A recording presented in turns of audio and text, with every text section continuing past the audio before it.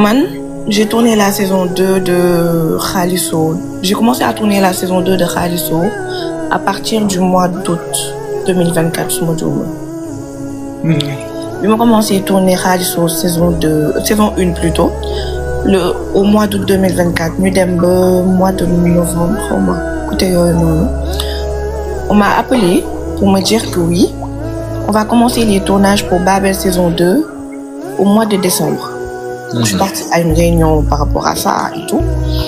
Mais moi j'ai donné mes dates. J'ai dit que du 1er au 17 janvier, je devais voyager par rapport à la boutique et tout. J'ai donné un planning en fait bien défini. J'ai dit que du 1er au 17 janvier, je devais voyager. Au mois de février, je devais partir à Dubaï et tout. Et au mois d'avril, et peut-être au mois de février, je devais aller voir mon médecin parce que j'étais malade. En fait, depuis Babel saison 1, j'étais malade. Il faut savoir que moi, je suis asthmatique.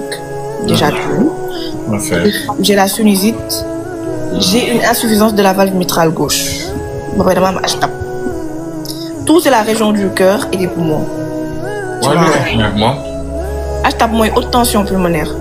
Si je peux dire ça. Tu vois? Tension pulmonaire. Légui. Donc, moi, j'ai dit que je devais voir mon médecin. C'est-à-dire, il faut savoir que Babel saison 1, début saison, j'étais malade. Je me suis fait opérer ici à Dakar. J'étais malade pendant... Donc, je me suis fait opérer le jeudi. Je devais reprendre à peu près 5 jours après normalement. Et j'ai pas pu reprendre 5 jours après parce que j'étais malade. Je vomissais mes tripes. J'étais pas bien du tout. Ça m'a à un moment donné, c'est malek littéralement. Donc, Bilo le amé, en fait, il devait commencer la diffusion. Bini allait commencer la diffusion, chef de projet Roma. Il faut que tu viennes tourner. Je ne peux pas tourner parce que je suis malade. Je dis non, parce que sinon, je vais décaler cette diffusion, machin, moi, je ne peux pas venir tourner. Je dis 5 jours. Et aussi, entre parenthèses, c'est-à-dire que je devais me faire opérer le 21 septembre 2023. On m'a fait tourner le 20 septembre. Je leur ai dit qu'il fallait que je me couche tôt parce qu'on m'avait convoqué à l'hôpital à 6 h du matin. Il fallait que j'arrête de manger à 23 h. Parce que mon opération était pour 8 h. Ok. Tu vois un peu. Donc il fallait que moi nous défendre ma père ici à la clinique materne. Légui, bima len ko waxé wax len planning bi ak ni mako wara défé et tout ça et que il fallait que j'arrête de manger. Le 20 septembre, dañ ma tourné lo ba 23 h. Ci ku ñu wara opérer le lendemain. Ok. Mais en tant que personne normale, tu tu savais éventualité ou ils t'ont notifié de tout ce qui se passait avant ou qu'est-ce qui s'est passé? En fait, moi, à la base, ils m'ont dit oui, est-ce que tu seras disponible? Je devais même pas rester au Sénégal de base. Ils m'ont dit il faut que tu restes au Sénégal pour 8 mois minimum, voire 9 mois. Mais d'accord, pas mon problème. Annulé ce billet, je suis restée pour la série. Il y a le moment de revenir de faire. J'ai été malade. J'ai dit que j'ai été malade et tout. Minimum. Badu, genre, dans la ni que dans la fièvre, mon tabac, ni que dans la opérer, je viens d'être au courant que je dois me faire opérer et il s'agit de ma santé. Donc, il faut que je me fasse opérer. Légui, après lolo, de 23 h sans pour autant que ma lèque presque toute la journée, je pense je pense. Donc, l'écho parce que tu n'avais pas envie ou l'écho parce que tu avais intention. Donc, j'avais pas mangé. Mais qu'est-ce que tu appelles tournage pour intense? Mais est-ce que tu sais que j'ai déjà tourné comme par exemple, nous convoquons le PAT 9h, 10h, 9h, 10h, tu finis le lendemain. On a déjà revu plusieurs fois. Oh yeah? Plusieurs fois, man perfusé nañ ma maintes fois dañ may perfusé ma pas de perfusion enchaîné dem tournage. Des fois damay épisode day génn. Da ngeen di tapoter sur le petit écran. Nit yi nekk di naan oui kii ça se voit qu'elle va pas bien xoolal kanamam bi genre regarde ses yeux dafa am ay scènes elle a pas bonne mine fekk te genre dañ ma perfusé ba pare ma dem tourner ji.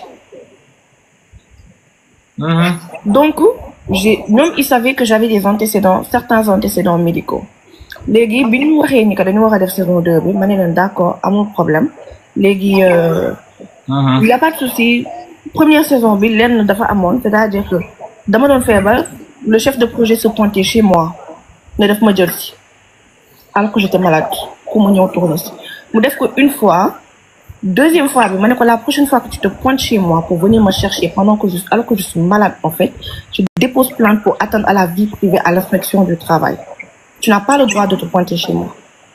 Cela n'est rien mon certificat médical, cela n'est rien mon mais tu n'as absolument pas du tout le droit de te pointer chez moi. En fait, j'avais littéralement toute l'équipe, pas toute l'équipe, mais le réal, avec chef de projet, des fois même, qui a maintenu moi, c'est mon employeur.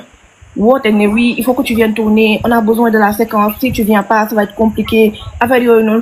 Sama yaay mos nañ ko fi woo 22h ne ko non il faut que Faa vienne tourner parce que dañ ko soxla sama yaay ne leen ne m'appelez plus man heure bi dama tëdd nelaw leen ma woote faut plus m'appeler.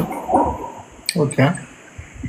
Donc yooyu noonu yëpp amoon ci saison 1 bi saison 2 bi j'ai pris les devants, j'ai donné un planning bien défini, j'ai dit que telle date je dois voyager, je dois aller ici, telle date je dois aller à Dubaï, telle date je dois aller voir mes médecins pour des check-up ak yooyu noonu wax leen ko et tout. Ma def lolu avant qu'on commence les tournages et tout, imagine-toi nit ko xamanteni man ma ngi don jouer Khalisso saison 1 yaa ngi dégg saison 1 donc il y avait Khalisso saison 2 qui devait arriver normalement après parce que on a fini Khalisso disons à peu près au mois de mars début weeru koor bi la pare Khalisso. Avant de signer mon contrat, j'ai dû le négocier à peu près 1 mois, 2 mois. Devine pourquoi. Parce que sur mon contrat, dans le téléphone, pour Babel saison 2, dans le téléphone, une clause comme quoi que, si je tourner une série, eux, ils doivent d'abord donner leur accord pour que je fasse. Genre, ils m'ont mis une clause d'exclusivité. Tout en sachant que je devais tourner la saison 2. Mais tu n'as pas signé ou bien comment tu as fait pour ça? Non, j'ai parlé avec mon agent, je lui ai dit... Ton avocat ou bien ton agent Non, j'ai un agent qui a une équipe juridique, une équipe gestion média, une équipe genre, ils sont vraiment, vraiment très bien. Abdou, franchement, il m'a beaucoup aidé. Côté bon moment. Ok, léegi qu'est-ce que ban réaction nga am dès lors que nga ubbi contrat bi gis ñu bind ci clause bi nekk carrément exclusivité bi yow ñoom ñoo am droit valider la nekk war nga dem ci beneen série. Yow loo gis c'est parce qu'ils se sentaient menacés ou bien c'est parce que. Moi je sais que ça a pas plu que j'ai tourné une autre série autre part parce que en fait on m'avait. Au début dans une côté. Si je devais faire Cœur brisé saison 2. Nefertiti Bob non, ça m'a tourné encore genre. Je devais faire Cœur brisé saison 2.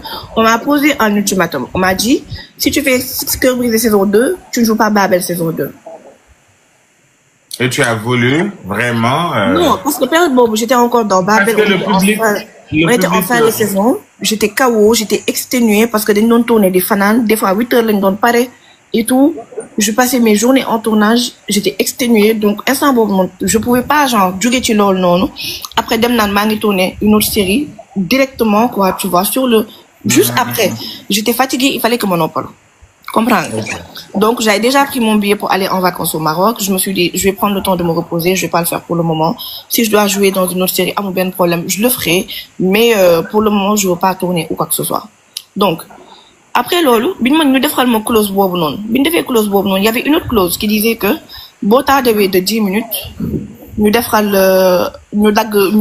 l'avertissement, genre dire un truc de 15 minutes xawma, ñu defal l'avertissement, bo tardé d'1 heure, ñu dagg sa salaire, bo tardé de 2 heures, ñu dagg sa salaire xawma lan.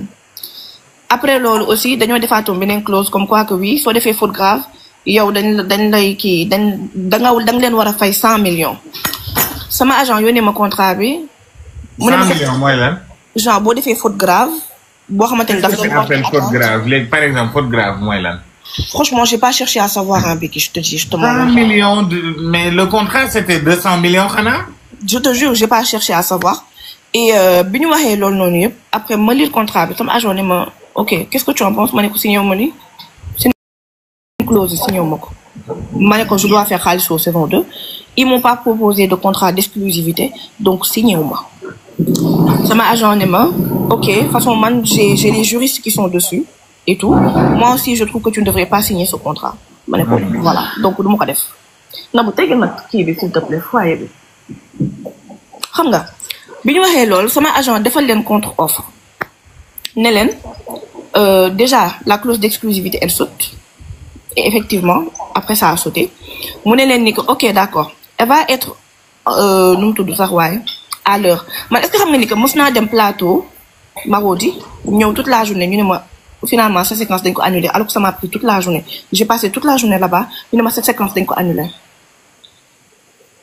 donc j'ai perdu une journée sans rien foutre et donc daanuñu tourner Dakar face Mbao lañ doon tourner. Tu sentais pas que ni parce que parfois dans les maisons de production je ne dis pas qu'il y en a dans toutes les maisons de prod mais est-ce que des fois doo dem ba foog ni que dañuy bëgg détaché wu ci personnage wala dañuy am leneen lu ñu mën a proposer wala leneen ak leneen pour mën la pousser à bout wala tu te sentais comment ou bien c'était toi le problème wala da nga am jotee kenn wala da nga doon da nga am loo seq ak directeur Marodi bi wala dafa am lu yëg wala qu'est-ce qui s'est passé? Mais tu sais que moi j'ai dû annuler des billets d'avion qu'on était censé me rembourser parce que dama waroon voyager ñu woo ma téléphone kii moom Marodi woo ma téléphone ne ma il faut que tu peux pas partir 3 semaines même si parce que man en fait en matière de travail je suis toujours réglo xam naa samay droit tu vois un peu léegi ñu ne ma oui tu peux pas genre damay joxe samay date de voyage tout le temps ay 1 mois wala 2 mois à l'avance pour que ñu mën ma dajaleel samay séquence avant may dem ma tourner séquence après ma dem sama yoon tu vois léegi du coup bi ma waree dem ñu woo ma ne ma en fait tu peux pas partir 3 semaines il faut nga dem ak Anta Ndiaye message bi bu ñëwaat les mêmes messages ngeen di bind moom dinañ ci non dañu bëggoon wax ci affaire 100 millions et tout ça donc elle a été claire. Mais c'est 100 millions c'est une maison de production. bu ngeen bindaatee les mêmes messages di ngeen tëb ok vas-y. léegi ñu ne ma oui tu peux pas partir 3 semaines parce qu'on a besoin de toi par rapport au tournage bi actuellement nii séquence yi dañ ko war a teg tu peux pas partir donc il faut que genre nga dem 1 semaine nga ñibbisi demaat 2 semaines. Moi j'ai dit si je fais ça en fait je suis obligée de racheter un billet je suis obligée de réserver beneen hôtel boo xamante ni nii ñaari frais lay nekk ci man quoi tu vois bi ma leen waxee loolu ñu ne ma non Fa s'il te plaît s'il faut même je paye le billet on m'a dit ça je vous dis mais est-ce qu'ils l'ont fait? Non ils l'ont pas fait kenn remboursé wu ma billet kenn remboursé wu ma hôtel ils l'ont pas fait mais je suis quand même rentrée plus tôt ma ñëw tourner séquence te bi may tourner séquence yi di ngeen gis séquence bi ma nekkee woon ci bambinerie bi Awa Cheikh fekk ma fa maa ngi sox sama tànk bi ba pare sama bët yaa ngi xonk cur j'étais malade sama tànk bi rëkk parce que Dubaï la sama tànk rëkkee woon na dama doon génn ma daanu ci escalier yi et du coup en fait sama tànk bi rëkk ma koy sox bandage boobu noonu laa demee tourner wi littéralement donc yooyu noonu yëpp am may dem Gambie jënd sama billet ba pare wax ak chef de projet mu ne ma non t'inquiète amoo séquence et tout ba ma jënd sama billet d'avion mu ne ma non tu peux pas partir il faut que tu restes on m'a pas remboursé le billet d'avion chef de projet boobu noonu ak kenn ci maquilleuse ils me doivent des sous jusqu'à présent te fay ñu ma sama xaalis ils me doivent des sous ils m'ont pas remboursé mon argent te pourtant j'étais en de bons termes avec tout le monde et tout sama yaay dafa doon togg ay añ ma koy yóbbu foofu est-ce que comprends nga li ma expliqué des fois ñu ñenn ci production normal parce que da nga dem ba tàmm c'est la famille quoi exactement ils appelaient ma mère maman lii lañ bëgg lekk sama yaay toggal leen ko ma woo sama livreur mu ñëw des ko ba Mbao livraison ba Mbao 5000 la man de après mon opération de septembre jusqu'à fin Marodi daanuma lekk seen añ je suivais un régime assez strict sama lekk xam nga fan la doon jóge Dakar la doon jóge soit sama yaay tibbal ma fii ci kër gi wala sama yaay togg añ defal ma ou sinon ma commandé Sud Coffee wala ma commandé fenn ñu livré ma ko ba Fass Mbao 5000 francs livraison Fass Mbao calculé ko s'il te plaît. C'est normal parce que tous les jours c'était la famille et tout ça loolu moom c'est pas grave parce que donc tu commences à donner trop de détails là c'est l'heure de donner les détails tu sais pourquoi parce que pendant 3 jours je me suis fait insulter sur les réseaux sociaux ci loo xamante ni dañ ma tooñ. Ok donc yow communiqué bi ñu bind c'était carrément faux. Non c'était pas faux. Là j'avance un peu on a signé le contrat. bi ñuy signé contrat bi et tout. Quand je suis arrivée, il y avait déjà des tensions parce qu'on m'a lancé des pics vite fait ak yooyu noonu et tout. J'ai pas parlé des pics mais tranquille. On m'a lancé des pics vite fait, j'ai pas qu'à là. Ñu dem du genre quoi? Non, t'inquiète Biggi, billaay jaru ko. Je te jure. T'inquiète. Léegi après bi ma doon tourner fin saison Xaaliso ak début tournage Babel saison 2 dama doon liggéey du lundi au samedi et la majeure partie du temps je finissais après 2h du matin wala 4h du matin pour ñu defal ma PAT le lendemain 10h wala au plus tard midi te su ma paree 2h wala 4h du matin entre 2h et 4h du matin mbaaw laay jógee ñibbi si ba Dakar mbaaw laay jógee ñibbi si ba Dakar à cette heure-là. Donc man j'avais déjà prévenu depuis le mois de décembre que je devais aller voir mes médecins xam nga loolu wax naa la ko au début. Oui. Léegi après ça genre je pense 10 jours avant bi saison bi commencé benn bi dama daanu plateau sama tànk bi rek. PAT mooy prêt à tourner. PAT mooy prêt à tourner benn bi dama daanu plateau parce que tapis bi ni ñu ko tegee woon la je suis tombée j'ai eu mal au pied sama médecin ñëw ne ma il faut que tu ne poses pas le pied par terre pendant 2 jours. Donc il faut nga kii ko nga toog. nga yow tamit am nga ci part de responsable yow médecin bi lu mu la tere nga def ko yow. yow boo xëyee médecin bi ne la bul bouger nga dem. mais boo xëyee médecin bi ne la bul tourner nga dem. yow parce que mais est-ce que loolu yëpp c'était pas parce que passion bi dañu waxante dëgg xam nga yow dañuy flamme. waaw mais est-ce que du parce que passion bi nga am. ci aar bi wala da nga bëggoon coûte que coûte maanaam marqué sa empreinte wala lan moo taxoon nga doon maanaam défier les lois yi la permettre woon pour que nga dem tournage wala ngay dem yoo xam ne boobu circonstance fekk la ci.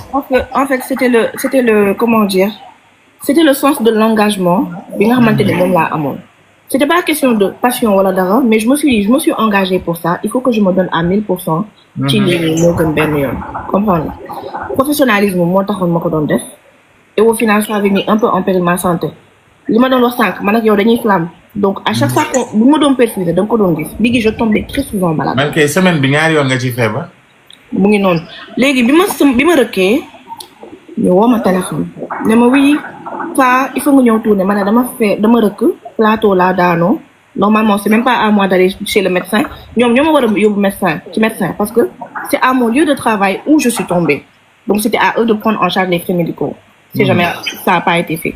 Bi ma demee et tout médecin bi dama il faut nga reposer moo wax leen ko ñu ne ma d'accord ce tournage yi dañ la war a tourner genre 10 épisodes yi et tout balaa ngay kii balaa ngay voyager loolu moo tax donc la ça nous met un peu dans le mal ñu ngi tardé par rapport ak épisodes yi. J'ai dit ok dinaa def le tour ñëw ma def le tour delluwaat après quelques jours ma demee à un moment donné j'étais malade j'étais pas bien je me sentais vraiment pas bien j'étais super malade bi ma feebaree ma woo leen wax leen ko ne leen je suis pas bien je peux pas venir tourner dama feebar sama tension bi nekk 10/6 xam nga nekkuma woon léegi bi ma leen waxee loolu ñu ne ma certificat médical ma yónnee certificat médical bi directrice des opérations bi woo ma téléphone ne ma oui il faut qu'on parle parce que là tu tombes assez souvent malade ça va pas le faire et tout pour la saison ak yooyu ma ne ko ok je comprends mu ne ma léegi c'est quoi la solution ñu wàññil la say séquence wala ñu ménager la wala lan nga bëgg ma ne ko su ma sañoon ngeen ménager na parce que je dois voyager là et tout et vraiment il faut que j'aille bien il faut que je sois bien en fait pour partir. Mais pourquoi à chaque fois tes voyages ne tombent pas ci benn point bu déggoo ak ñoom seen planning c'est parce que ñoom du ñu teel a décider seen planning ou bien c'est parce que toi aussi dañ lay jox seen planning mais du la arranger qu'est-ce qu'il y a? Mais j'ai donné un planning depuis le mois de décembre. Ok. On a commencé les tournages je crois fin février début décembre le 24 février ñoom lañ commencé tournage yi j'étais pas au Sénégal et du coup bi ma ñibbisiwee le 8 mars le 10 mars laa commencé samay tournage man donc moi j'avais donné mon planning 3 mois avant man li ma mënoon def naa ko. Ok.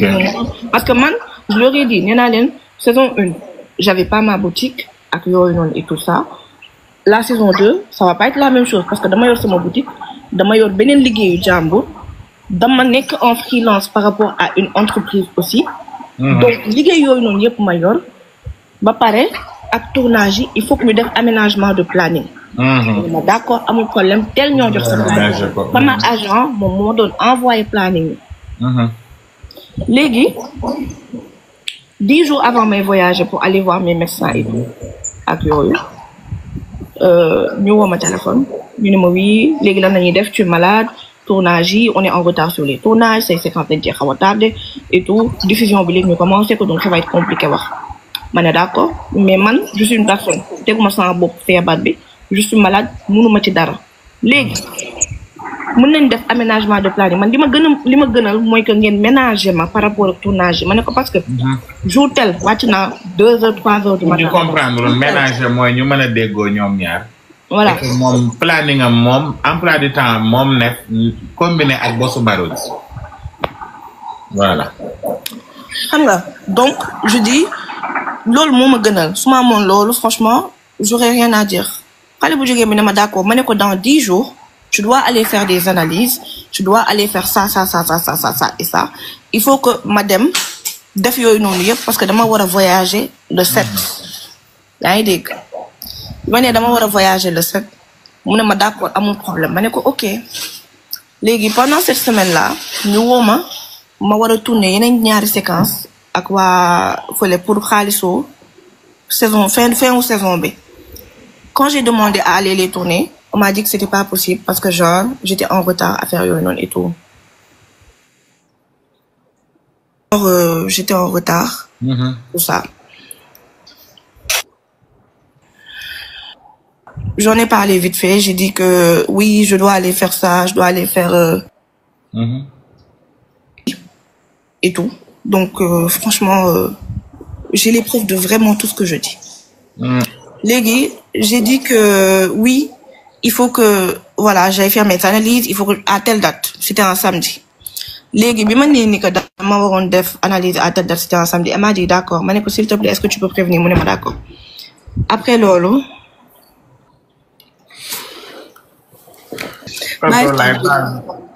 après mu ne ma d'accord et tout ça en fait là j'explique pas pour que les gens interprètent comme ils veulent wala dara et tout parce qu'à la base c'était la raison pour laquelle je n'avais jamais voulu parler de cette histoire là parce que après dañ koy dag TikTok titre lu len neex wax ci lu len neex lolou motax depuis bobu non batay suñu waxé mané c'est pas grave wala jóge naa parce que voilà li wak li après mu jeex comprends nga légui au Sénégal il y a pas d'arrêt maladie il y a des certificats médicaux mais il y a pas d'arrêt maladie les arrêts maladie c'est en France donc après lolu ma wax len ni que je dois voyager fait que joxon na len planning bi depuis décembre janvier à peu près ñu ne ma d'accord mané len dama wara dem def sama analyse def li ma wara def yépp et tout ça ñu ne ma OK wesh mais pourquoi tu rotes comme ça semaine bobu nonu yépp ñu ne ma on va faire le shooting mané len tel len def shooting bi parce que man samedi dama wara dem def ji li ma wara dem def tel len ko def ñu ne ma oui finalement on va le faire mercredi le mercredi ils l'ont pas fait après ñu ne oui finalement on va le faire le vendredi ils l'ont pas fait vendredi bi ma tourné j'ai fini à 2 heures du matin bi ma tourné ba 2 heures du matin fait que toute la semaine là moi j'avais parlé aux assistants réalisateurs j'ai parlé aux scénaristes j'ai parlé à kenen kenan la tuddu sax way réalisateur bi ci bopam aussi mané ko ni que samedi je suis pas disponible je dois aller faire mes analyses je dois aller faire mes check-up je dois aller voir mon cardiologue et tout parce que dama wara voyager il faut que ma def yoy non yep na dañ ma demander lool non yep légui bima waxé lool et tout ñu né ma OK d'accord on verra moi j'ai dit il y a pas de on verra en fait je dois aller faire tout ça j'ai prévenu depuis xawma kagn bima waxé lolu ñu tok ba le vendredi ma wacc ay 2 heures du matin et tout le temps may extrêmement que 2h30 le temps may ranger sama bagage fofu non et tout bay jël li may wara jël yépp bay extrêmement que il était déjà 3h et quelques du matin bi may gaz en tout cas presque 4h jotna donc à 4h du matin avant 4h j'ai vu un message et tout dans le groupe ak yoy nonou quand j'ai vu le message dans le groupe ça disait que li ñu wara def shooting on est convoqué le lendemain à 8h j'ai dit comment est-ce qu'on peut être convoqué à 8h alors que man ma ngi dogo wacc ñu né non ñi nga xamantene goudé wuñu wacc lañuy waxal je suis rentrée dans le groupe par souci de traçabilité j'ai écrit que j'avais prévenu telle personne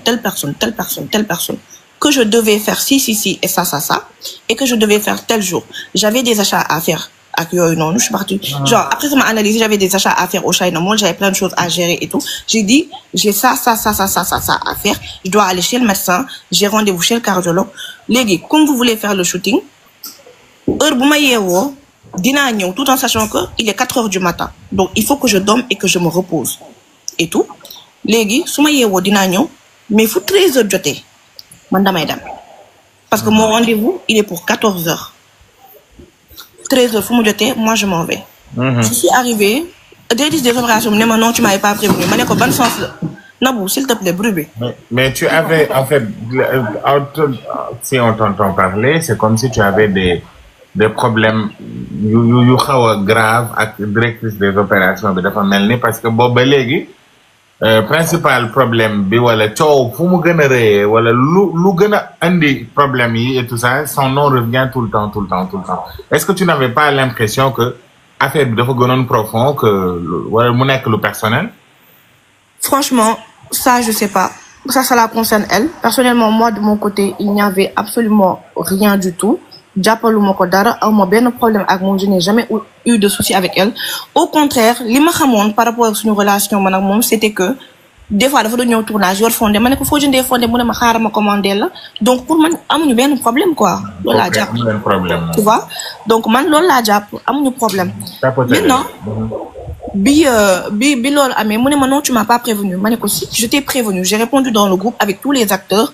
ak scénariste yeeg réalisateur yeeg ñi nekkoon ci kii bi yëpp ma ne leen kii naa leen genre j'ai répondu dans le groupe et tout ma ne ko clairement je t'avais prévenu parce que prévenir naa ki nga xamante ni nii moom mooy assistant réalisateur bi scénariste bi prévenir naa ko mënuma prévenir noonu ñëpp alors que toi je t'en ai pas parlé peut-être da nga ko fàtte mais je te l'ai dit tontuwaatoon ma yeewu ma dem plateau ay midi sama agent ne ma s'il te plaît réveille-toi le plus tôt possible je sais que tu es fatigué réveille-toi le plus tôt possible nga dem ma ne ko d'accord je suis arrivée au plateau j'ai dit bonjour à la directrice des opérations elle m'a pas répondu salaamaaleykum je suis venue je lui dis salaamaaleykum na ngeen def machin comme je fais d'habitude ambiance a pas répondu ok scénariste bi ñëw ma nuyu ko tranquillement et tout après il est sorti mu ne ma s'il te plaît après j'aurai à te parler ma ne ko d'accord ma gis Mass ne ko salaamaaleykum Mass mu ne ma ça va fa yaa ngi si jàmm ma ne ko ça va bien tout se passe bien ma ne ko tout se passe bien et tout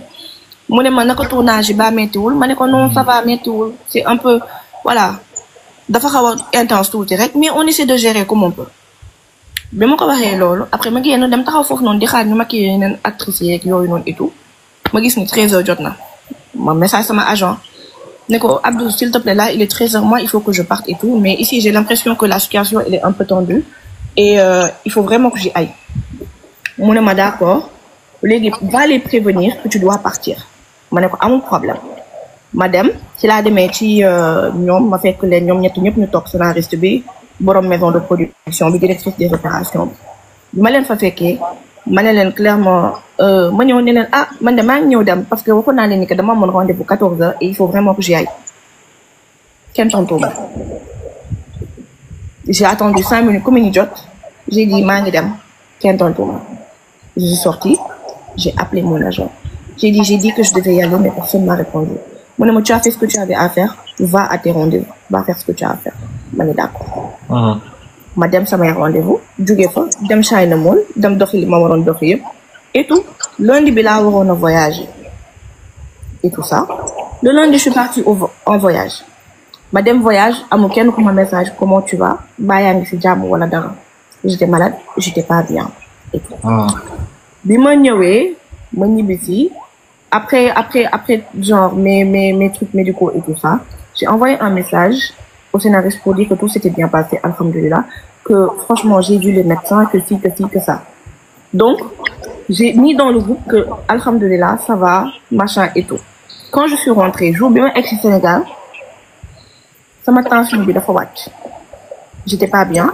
je tremblais may tachycardie bi ma nekkee di tachycardie et tout après j'ai appelé mon médecin il m'a dit j'arrive te voir demain aujourd'hui dafa guddi suba dinaa ñëw amul problème le lendemain quand il est arrivé il m'a dit il faut que tu te reposes dafa ma defal perf pour ma nelaw et que pour que j'aille mieux parce que j'étais pas bien je tremblais maa ngi tachycardie sama tension bi je pense dafa yéegoon de trop je pense j'étais à une tension de 15 ou de 16 côté yooyu noonu avec ma tension elle baissait trop bas après mu yéeg trop haute bi ma waxee loolu ma ne ko léegi man dama war a dem tourner ji début de semaine donc lan la ñuy def mu ne ma tu peux pas tourner intensité ou tournage tu peux pas les assumer actuellement. ma ne ko ah bon mu ne ma ne ko est-ce que tu peux me faire un certificat médical et un résumé médical. bi ma ko waxee loolu mu ne ma d'accord je te fais le résumé médical et je te l'envoie ak certificat médical mu ne ma il fallait que je me repose pendant genre 15 jours. ak yooyu noonu et tout def détail bi yëpp wax leen ko xam nga léegi bi mu waxee loolu assistante réelle bi message ma ne ma oui Fa tu es de retour ma ne ko oui je suis de retour est-ce que tu peux venir quand est-ce que tu pourras tourner je vais reprendre le 8 avril ma ne ko je pourrais pas tourner d'ici au ñaata 12 mai un truc du genre parce que dama feebar et tout et que ça va pas mon médecin il m'a dit qu'il faut que je me repose je vais pas bien et tout xam nga wax ko te bi ma ko waxee mu ne ma ah je sais pas on va voir genre xaaral ma wax ko directrice des opérations bi ma ne ko d'accord amul problème. wax ko directrice bi tachycardie c'est le cœur qui bat très très fort palpitation yi mooy tachycardie. palpitation yu fort extrême gëgëgëgëgëg mel ni comme si ni que da ngay def crise cardiaque vas-y. voilà léegi bi ma ko waxee loolu et tout mu ne ma ok je te reviens ma ne ko d'accord. Je te reviens. Me dit que ça, il y a un avocat qui m'envoie un message. Bonjour Fat Bintou, j'espère que tu vas bien. Avec un long texte. Oui, il faut que tu m'envoies ton certificat médical, il faut que tu m'envoies je sais pas quoi, machin, Je dis, m'envoyer un avocat. Ok. J'ai pas répondu à l'avocat. Je lui ai envoyé le numéro de mon agent et tout. Je lui ai dit, si vous avez besoin d'informations, contactez mon agent. En fait, là, du ma sax. ndax maa ngi tane man lii moo ma gën a metti man dara mettiwu ma de le fait que laajuñu ma ndax maa ngi tane moo ma ci gën a metti ñëwuñu seet ma xooluñu ci li ma nekk laajuñu ma ndax maa ngi tane nii rien du tout donc bi loolu amee et tout avocat bi message ma yónnee ko sama numéro agent kenn ci équipe bi woo ma téléphone ne ma pourquoi tu as envoyé le numéro de ton agent et que tu n'as pas voulu lui envoyer ton certificat médical ma ne ko sama certificat médical dama ko envoyé ki nga xamante ni moom mooy je pense je l'avais envoyé à l'assistant réel un truc de genre xamatuma ma la ko laaj et tout léegi ma ne ko je vais pas parler à un avocat alors que genre mënoon nañ ñëw ñoom ñu woo ma laaj ma ne ko je vais pas me compromettre et tout on va se parler par personne interposée à partir de maintenant boo ma yónnee avocat dama lay yóbbu ci sama agent dama lay wax nga wax ak sama agent parce que kooku moom mooy ki nga xamante ni man moo may protéger littéralement parce que kooku am na équipe juridique donc moom mën na gérer bi ñu waxee loolu ma jox sama agent gérer ak ñoom sama agent jékki saay c'était bi ma ñibbisee c'était un dimanche ou un truc du genre lundi bi ñu ne ma oui on va faire une rupture à l'amiable ma ni leen amul benn problème ñu ne ma non parce que oui on peut pas t'attendre et tout série bi ça doit avancer mënuñu la xaar parce que tournage lii ak lii ak lii ak lii ak lii ma ne leen amul benn problème rupture à l'amiable ngeen bëgg envoyé leen ma ko léegi ma signé leen ko est-ce que tu vois un peu bi ñu waxee loolu on était le 28 ils m'ont envoyé la rupture je pense une semaine après xaw ma 10 jours après lañ may doog a envoyé en fait ils m'ont envoyé la rupture comme par exemple rupture bi maa ngi ko signé je dis n'importe quoi genre à peu près 5 jours je pense avant may dem may reprendre 5 à 6 jours avant may reprendre dañ ma envoyé rupture bi genre littéralement période bi nga xamante ni nii maa ngi nekkoon en convalescence bay tane dañ may doog a envoyé rupture bi fekk te man il m'avait dit qu'il voulait faire la rupture le lendemain du jour où je leur ai envoyé mon certificat médical. Tu veux arrêter, tu veux pas m'attendre, il y a aucun problème. Tu veux faire une rupture à l'amiable, il y a aucun problème. Tu rupture bi ñu ne non que genre ils veulent dire que oui que c'était une rupture genre d'un commun accord. C'est toi qui as demandé la rupture, pourquoi t'assumes pas en fait? Je dis c'est pas grave, mon agent m'a dit tu sais quoi, on va faire en sorte de finir en beauté. Grawul lii ak lii ak lii ak lii xew na parce que c'est mon témoin par rapport ak lu bari c'est mon témoin par rapport ak lu bari. Donc mu ne ma lii ak lii xew na c'est pas grave y a pas de souci et tout pendant bi ñu waxee ni que rupture bi ak période bi nga xam dañ ma ko war a envoyer presque tout le monde était là oui Fa s'il te plaît appelle Dieu appelle ki nga xamante ni moom maison de production ngeen waxtaan da ngeen réeroo ma ne man maa feebar c'est moi je suis malade on m'a pas appelé pour voir comment j'allais man maay jël sama téléphone naan maa ngi woote pour wax lii ak lii ak lii man ku ñu xool man xooluñu ci lan laa nekk man maay dem di expliquer wu. Tu veux faire une rupture pas de souci on va faire la rupture def rupture bi c'était d'un commun accord qu'on devait en fait l'annoncer c'est-à-dire on s'est dit on va poster en même temps on va annoncer la rupture en même temps. bi ñu waxee loolu man ma posté ils ont pas posté. Pourquoi? Avant ngay posté déggante nga dañ doon bañ baisse d'audience par rapport ak épisode bi nga xam ne moo waroon a am. Ok. J'ai dit ok man j'ai rien dit j'ai appelé mon agent. Toi, tu as posté où? J'ai posté sur Snap sur Instagram sur mes plateformes et tout ça. ma woo sama agent ne ko gis nga yii ni muy démarrer et tout ça se fait pas ak yooyu noonu. léegi ils m'ont quand même payé la période où j'étais malade fay nañ ma mais ils devaient me payer tu sais pourquoi parce que avant may def sama voyage bi. dañ ma dajaleel presque 10 épisodes yu ma waroon a tourner. ñu tourner la. ci loo xamante ne si je devais tourner par exemple une fois wala 2 fois par semaine j'ai dû tourner du lundi au samedi. yéen par épisode lañ leen doon fay wala par séquence? Non, pas par épisode moi j'étais payée par mois. Ok. Et tout. Mais donc, le mois tu peux tourner combien d'épisodes? Par exemple benn jour mën nga ci tourner ñaata épisodes? Franchement je saurais pas te dire je crois c'est 2 épisodes par semaine su ma juumul à peu près. Ok. Voilà donc ils m'ont payé mais loolu dama ko liggéey moo tax ñu fay ma ko. Tu vois dama ko liggéey moo tax ñu fay ma ko parce que j'ai essuyé haut et sang ci tournage yooyu noonu tout en sachant que j'étais malade et que j'étais pas bien je faisais des tachycardies ak yooyu noonu comprendre léegi après loolu noonu man ma jékki saay donc quelque temps il y a une fille apparemment bu génn ni oui que j'étais pas bien et note bien que durant toute cette période là Even Prod il m'appelait comment tu vas baa yaa ngi ci jàmm baa yaa ngi tane quand est-ce que tu penses que tu pourras reprendre bali bala il voyait comment j'allais ak yooyu noonu ma ne leen ça va maa ngi tane maa ngi lii en fait le projet c'était même pas de recommencer benn série wala affaire yooyu noonu beneen série ou quoi que ce soit non ce genre de choses là tu vois un peu léegi rupture bi def nañ ko on a fini et tout sama benn collègue acteur boo xamante ni il venait manger chez moi boo xamante ni nii sekk nañu jàppalante ci lu bëri boo xamante ni nii il connaît ma mère taxaw sur les plateformes dénigrement wax ma lu ko neex tout en sachant que il n'a pas toutes les infos ba ma feebaree xoolul ci li ma nekk xoolul ndax maa ngi ci jàmm xoolul dara cette personne là a osé dem se prononcer sur une histoire boo xamante ni il n'avait ni les tenants ni les aboutissants ma déposer plainte man maa def une sommation parce que tu vas pas me dénigrer les autres amul problème mën naa bàyyi mu sedd bu fekkee ni que ces réseaux sociaux là je m'en fous parce que à partir du moment. Mais là ça vient quand même d'une personne qui était entre guillemets.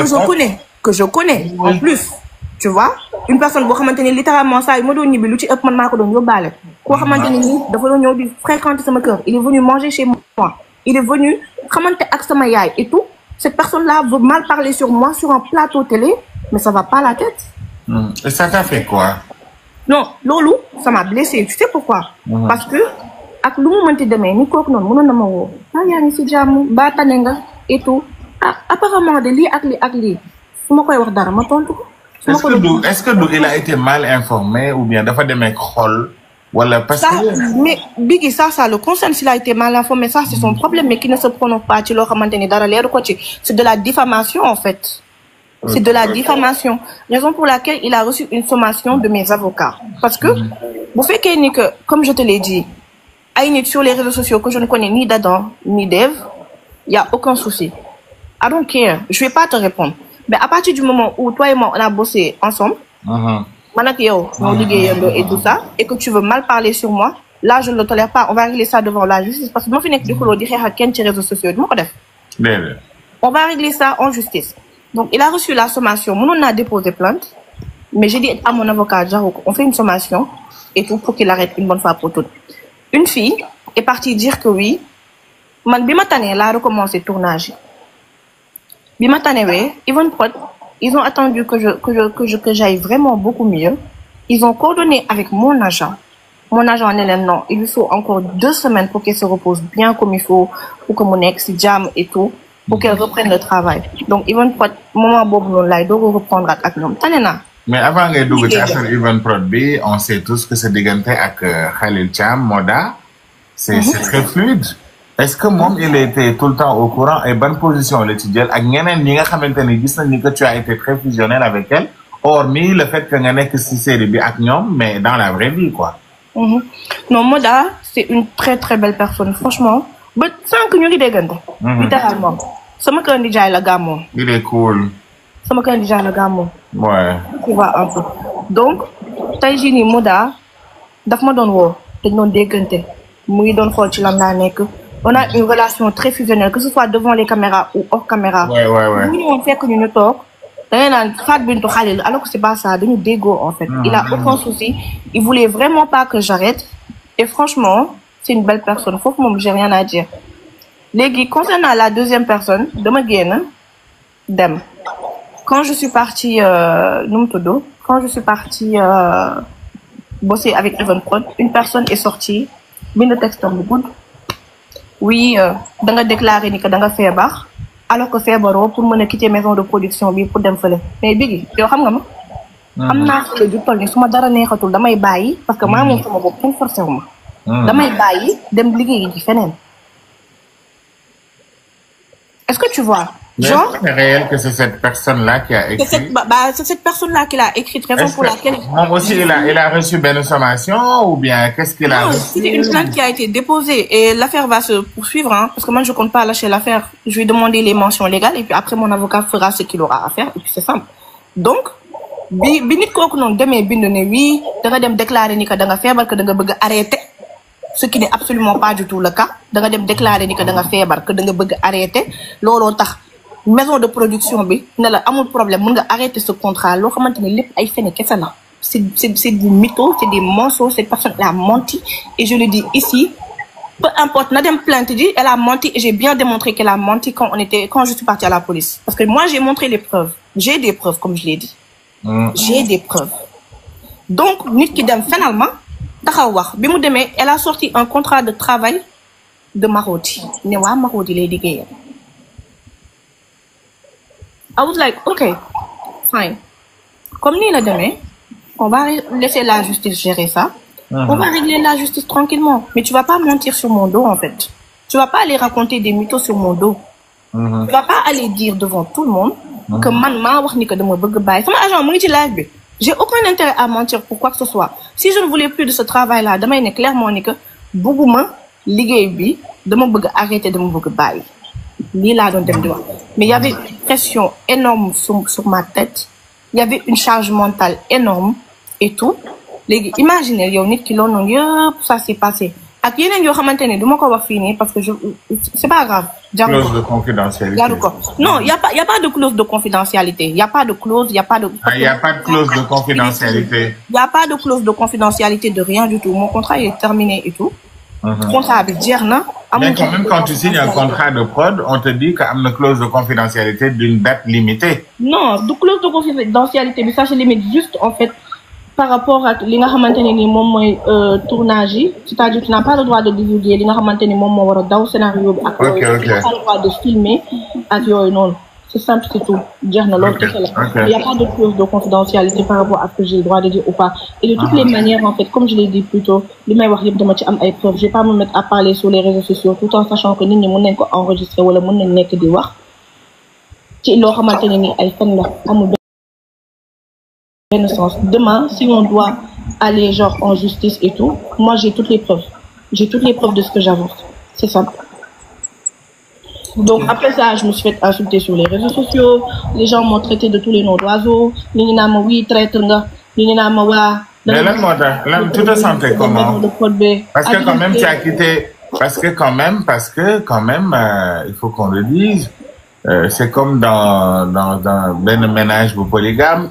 Tu as été ami avec la première jusqu'à un instant, sentir ton sabot avec moi. Tu as été dans des conditions précaires et puis arrangement amul sen digante wulen dego wulen peut-être que jaxaso amna rero amna le temps que ñuy wut solution c'est digante première yow tu étais vite allié à la deuxième c'est comme ça en fait après répétition bi tu sais Biggi ñun acteurs yi actrice. Moi, je suis même pas actrice de profession. Je suis même pas. Mais tu l'es devenue. Ouais, je le suis devenue à peu près. Mais je n'ai pas signé de contrat de confidentialité avec qui que ce soit. Mais dans ce cas-là, tu vas me payer des centaines de millions pour que je ne tourne à Kenen. Ton contrat, c'était approximativement. On va pas te demander parce que tu m'as dit que salaire et que salaire chaque mois elle lay fay. Mais si pour ne pas abuser, c'est entre si je peux me permettre. Le premier contrat, je t'ai payé des millions. Le deuxième contrat, je t'ai payé des millions aussi. Les gens qui sont en train de dire que... Vous des chiffres 1 à 20 millions. C'est entre 10, 20, 15, 30. Exactement. Exactement. Okay. Et il faut que les gens arrêtent avec cette idée-là, comme quoi que actrices, elles ne sont pas payées, ou les acteurs ne sont pas payés. Il faut pas dire ça. Mais donc, toi, tu fais partie des gens qui disent que vraiment Marodi te paye bien. Je t'ai payé. Okay. À la hauteur de mon travail. Point. Mais entre Marodi et Evenprod, c'est qui paye le mieux? En tout cas, j'étais payée dans les deux. Et pour moi, c'est l'essentiel. À partir du moment où mon travail est récompensé à sa hauteur, pour moi, le reste, c'est les détails. Parce que, peut-être charge de travail, c'est pas la même charge de travail que j'ai dans une autre maison de production. Tu comprends? Voilà. À partir du moment où, en fait, je suis bien payée, pour moi, c'est l'essentiel. Que les conditions de travail soient réunies, que je sois bien payée, et que, en fait, manek si jam. Yow suma la déggee problème yëg-yëg nga am maanaam yëg-yëg bi toppatoo bi kaf bi feebar bi nga def. Non, pas problème ay toppatoo ay kaf ou quoi que ce soit. Ils ont voulu arrêter, ils ont arrêté. Il y a aucun souci. Aw ma ci benn problème parce que tey jii nii ku nekk da ngay xool li nga xamante ni moom moo la arrangé. J'étais malade, je n'étais pas disponible. J'étais malade, je pouvais pas venir tourner et tout. Ils m'ont dit clairement ni que le temps bi may toog bañ a tourner arrangé wu leen. Ma ne leen d'accord amul problème. Xam nga bu yemoon foofu noonu yëpp. Il n'y a pas de souci. Sauf que derrière, en fait, c'est les petits coups bas, c'est les petits trucs qu'il y a eu derrière. Et tout. Lolo, qu'est-ce que c'est là? Maintenant, aujourd'hui, là, franchement, hein, certaines choses se régleront en justice. Et tout. Parce que c'est déjà en cours.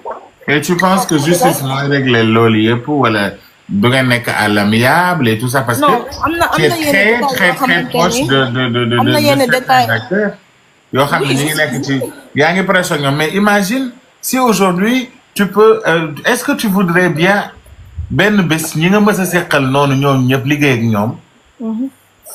face à face avec un jour devant le tribunal de Dakar? À partir du moment où non, je te dis un truc, Biggie. À partir du moment où je me retrouve avec quelqu'un devant un tribunal, c'est-à-dire qu'on n'a plus de bonnes relations. Ok. C'est simple. En tout cas, une page elle est tournée et tout. Personnellement, Babel, c'était un projet qui me tenait vraiment à cœur. Franchement, hein, c'était un projet qui me tenait vraiment à cœur. J'ai donné mon maximum là dans ce projet. Aujourd'hui, il y a le dogal na que Fimayam fof la waronayam. Après, c'est fini. Il n'y a pas de souci. Je suis dans d'autres projets qui me tiennent également à cœur. Les projets, vraiment. Je les porte, j'aime ces projets-là de tout mon cœur. Franchement. Et ça se passe très très bien, alhamdoulilah. Je suis pas dans le dénigrement. Si tu vois que, tu sais... Je vais remercier Marodi. Il y en a qui disent qu'il faudra remercier Marodi du fait que première sa apparition bi gëna dal ci série li la gëna sanni bokk na ci Marodi. Mais tu sais que j'ai joué dans Netflix et que après ils m'ont envoyé des mails et tout avec Netflix. J'ai travaillé avec Netflix. Après ils m'ont envoyé des mails pour refaire un rôle de figuration parce que c'était de la figuration que j'ai commencé avec eux. Et quand j'ai comparé aussi c'est pas pareil avec rôle binga. Oui mais un rôle de figuration où tu es très bien payé sur une seule journée de travail. Ouais, je sais, un contrat de Netflix, un contrat au Marodi, c'est pas pareil quand même. Mais au niveau de la visibilité, ouais. Je suis d'accord. Je suis d'accord parce que par rapport à Babel, effectivement, Babel monta niti xamma. Babel monta que les gens, beaucoup de gens me connaissent et tout ça. Je suis d'accord. Et tout. Et franchement, comme je dis, j'ai donné de mon temps, j'ai donné de mon énergie, j'ai donné plus qu'il ne fallait sur ce projet-là et tout. Et voilà. Je pense que c'est grâce à eux, mais aussi c'est grâce à genre acteurs. C'est aussi grâce à mon travail, mine de rien. Ok. Mais par rapport à Maison de Prod Boubès Veganek, est-ce que parce que quand même wax dëgg yàlla soit da ngay bon mënoo togg ñaari añ ñaari reer xanaa am koy régime ci kër gi. ndax da ngay choisir entre ceeb bu weex wala ceeb bu xonq. ak fi nga toll ci sa art tu as beaucoup évolué. ci côté acting et tout ça. boo doon tey xool entre les deux. parce que bu ñu enterré woon H de guerre bi existé entre yow ak Marodi ak Evenprod pour le moment j'espère que tu n'auras jamais de problème avec Ibou Gueye et consorts parce que ñoom c'est des gens très très bien comme Mass Ndour et tout ça. ñu mu mel. Mass c'est une belle personne aussi. Mass moom ñu nduroo ñoo tolloo. voilà moom su ma gis day reetaan ba tëdd moom c'est Mass Ndour c'est le PDG de Marodi. voilà c'est une belle personne. il est le PDG de Evenprod. tu vois c'est une belle personne. léegi boo doon tànn par exemple. En fait, j'ai pas à choisir. Tu sais pourquoi? D'accord. Parce que comme je l'ai dit, j'ai pas signé de contrat d'exclusivité. Demain, Marodi, il m'appelle. On met à plat nos différends. On met à plat tout ce qui s'est passé et tout. Ils veulent qu'on retravaille ensemble. On retravaillera ensemble selon leurs conditions et les miennes. Ok. À partir du moment où, là, actuellement, Nini, je travaille avec Evenprod et ça se passe très, très bien, alhamdoulilah. Et franchement, hein, par rapport à les li nga xamante ne nii mooy sama liggéey boobu parce que au début du live on a parlé de ma boutique quand même. Demain je sais que sama mbébét mooy que ma gën a investir man de mon temps personnel. sama boutique comprendre nga est-ce que. donc yàlla rek a xam mun naa am sax du ma jouer ci série on sait jamais en fait on sait jamais ce qui peut se passer. Il demande le nom de la série Netflix. C'est jusqu'ici tout va bien c'est la scène devant la boîte de nuit. Oui. Jusqu'ici tout va bien le célébrité. En tout cas nous on te souhaite un très très bon vent et on voit ton évolution par rapport à Yunjeki et tout ça et c'est très normal parce que être une débutante ak devenir une pro du benn ndax tu es à côté ci ay ñoom ak Keisha Khadija Dem ak ñoom ñeneen actrices yu mag a mag yi nekk Evenprod et tout ça vraiment évolution moom wax dëgg yàlla mënu faa ñàkk am léegi est-ce que donc on entend des rumeurs que tu te prépares de jouer beneen série ou beneen maison de production bu gën a mag on entend ma chérie il faut nous donner les détails est-ce que c'est vrai aussi hein ils ont dit ça on m'a appris un truc on n'alimente pas les rumeurs ni les bad buzz donc loolu lay appliqué donc c'est vrai si je dois le faire bah vous le verrez si ça ne doit pas arriver bah vous ne le verrez pas donc je dis est-ce que c'est vrai Biggi tey am nga lu rëy ma toog nii di expliquer il demande ta relation avec les acteurs de Evenprod kan moo fay sa moda Omar Diagne. ah ndeysaan. non c'est mon bébé. ñànku jege ngeen noonu xeetu jege boobu. non franchement c'est mon bébé et c'est une personne adorable. koo xamante ni ku yokk sama iman la surtout. franchement c'est une très belle personne. dañuy waxtaan lu bëri et lu ci ëpp c'est sur les sujets de la religion. et c'est ce que j'adore avec lui. Et à part ça, franchement, il y a Batlen. Batlen, si je suis tournage, je suis pas dama koy wër. Genre, si je suis tourner, damay dem di ko wër. Batlen mooy Aladji Mbaye, lutteur. Ouais, Aladji Mbaye. Je rigole beaucoup avec lui, c'est une personne sans façon, amul benn problème. Khadija, en fait, série bi ñëpp ñi fa nekk ñëpp ñi nekk ci événement. tey est-ce que boo doon gis mën nañoo toog benn jour rek gis ni que nga sëy ak benn acteur? Non. Jamais. Même si bu nekkee sugar daddy bi nga bëgg la. Jamais. Même si c'est le proprio de la marque de trop. Je ne me marierai jamais avec une personne célèbre. Je n'aime pas ça, hein.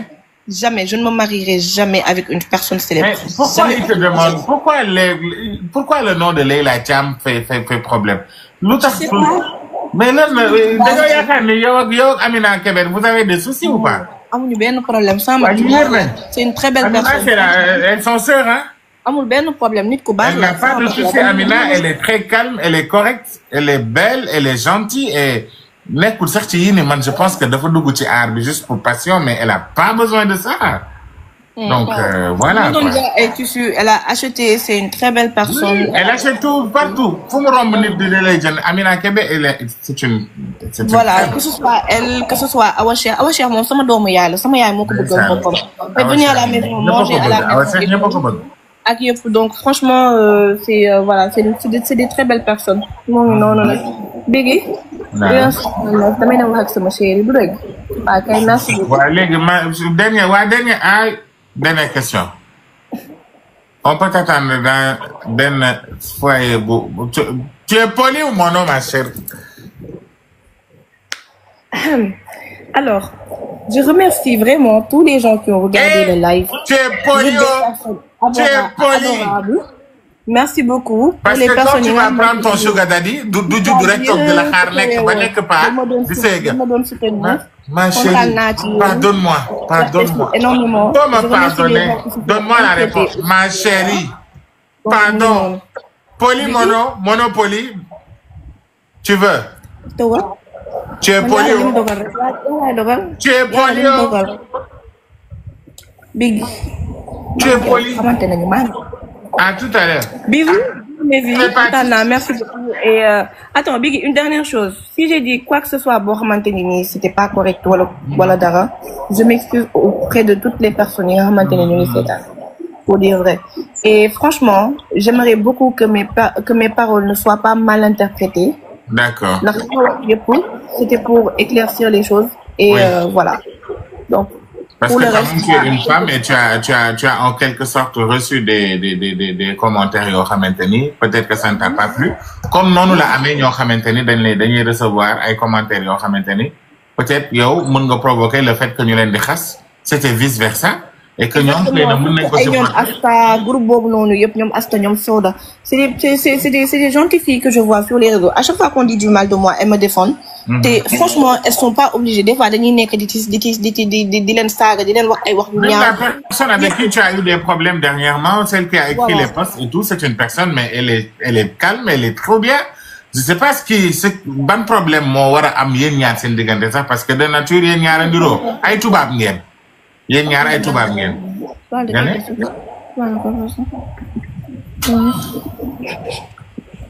Anyway, je remercie mon agent. Et tonton Laye.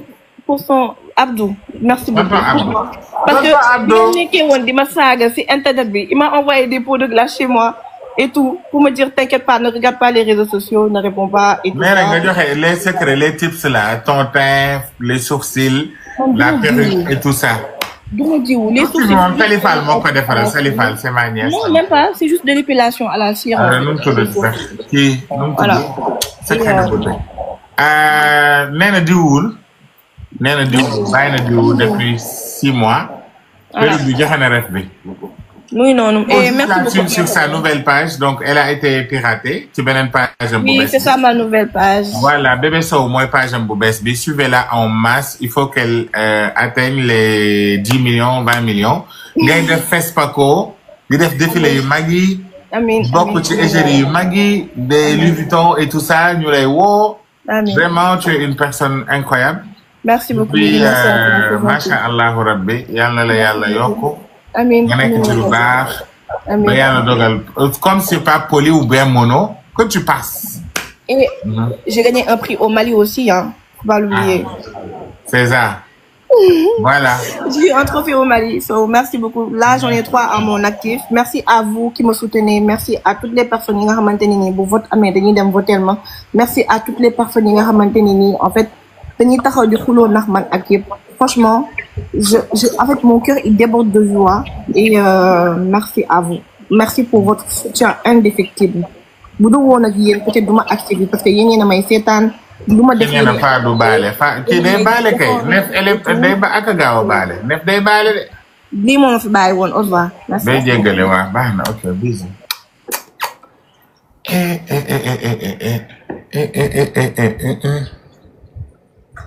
da ngeen baadoolo nag d'accord merci da ngeen di dem nii da ngeen bëgg a dem d'accord yéen a ko dàq de dafa am benn affaire bu ma fàtte woon doon ko bëgg laaj rek ngeen dàq ko mu daw dem yoonam tooñ ngeen ma c'est tooñ nga ma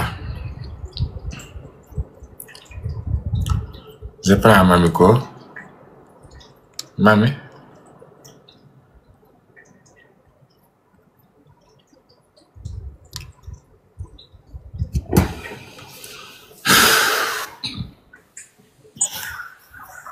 Mami. dama doon jël sa place li nga ma def keroog laa ko def dégg gis naa loolu di très bien. noonu rek neex na wala jot loo ci jot ak jàng. bon kii bi fin bi laa suivre mais.